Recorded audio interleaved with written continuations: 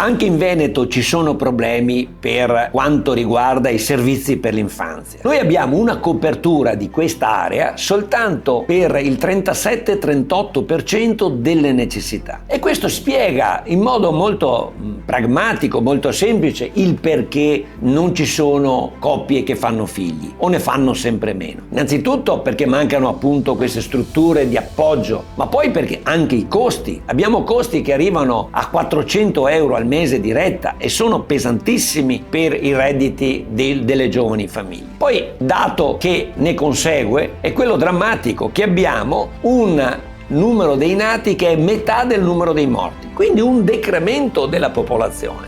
Quindi vuol dire anche una povertà in prospettiva, perché non ci saranno giovani lavoratori, figure che subentrano anche nel mondo produttivo, in grado di pagare le pensioni di chi è già in età avanzata. Pensiamoci, bisogna guardare al futuro partendo dai servizi per l'infanzia.